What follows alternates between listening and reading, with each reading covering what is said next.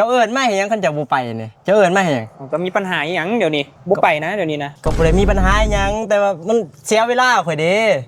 ข่อยยังมาไกลนะผู้แต่โดนก้อยพุ่นน่ะข่อยบ่ไปเดี๋ยวนี้อ้าว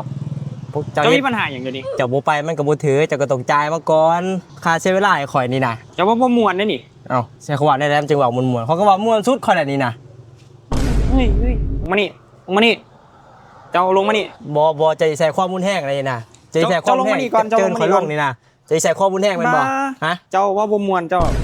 บ่ม่วนจังได๋ก็ข่อยมาแต่ไกลอ่ะนะเจ้าเบิ่งเจ้าบ่เกี่ยวไก่อีหยังไปยังมันสิบ่เกี่ยวเจ้ายกเลิกได้จังได๋เลยที่ข่อยไก่สิฮอดแล้วหั่นน่ะค่าน้ำมันเด้ไผจ่ายข่อยบ่เกี่ยวเจ้าลงมานี่ลงมานี่ผมบ่กล้าดอกเจ้าลงมานี่เอาแล้วเสียข่อยลงไปเฮ็ดหยังลงมานี่เอาเดี๋ยวลงมาจะเสียข่อยลงไปเฮ็ดหยังลงมาตัวมาเบิ่งตู้เย็นเนาะมีตู้เย็นกับจักรซักผ้าเด้อพอดีเอาสิพามาเบิ่งอาหารผีๆของเขาบรรยากาศยามแรงมาเบิ่งตัวแรกก่อนตัวนี้จะเป็นตู้เย็นไฮเออร์ขนาด20คิวนี่มาเบิ่งข้างในกว้างขวางเลยตัวนี้จะเป็นซันแข็งเด้อแล้วก็ซันเศษเป็นระบบโนฟอร์เด้อตัวนี้น้ำแข็งบ่เกาะมีซันวางหลายซันกันเลยแช่แข็งแช่อาหารได้จู้ใจกันเลยทีเดียวตัวนี้เป็นราคา11ล้าน100,000กีบเด้อพี่ปล่อยให้ถึกไฮเออร์ขนาด20คิวมาเบิ่งตัวต่อไปตัวนี้ก็เป็นไฮเออร์คือกันตัวนี้ก็จะขนาดน้อยลงมาหน่อยนึงตัวนี้มันขนาด16คิวเด้อมาเบิ่งภายในตัวนี้จะเป็นภายในของตู้เย็น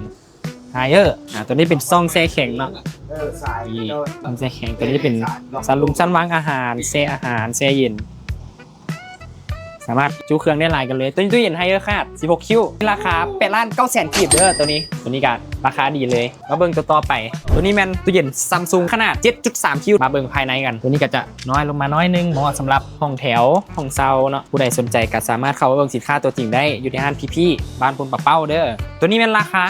5,200,000กีบเท่านั้นเด้อมาเบิ่งต่อไปตู้เย็นฮิตาชิขนาด5คิวเด้อตัวนี้มาเบิ่งภายในกันก่อนตัวนี้จะเป็นบานเดียวคักๆเลยสามารถเปิดออกแช่เครื่องแข็งอาหารแช่แข็งอย่างได้เบิดตัวนี้ตู้เย็นฮิตาชิขนาด5คิวราคาเป็น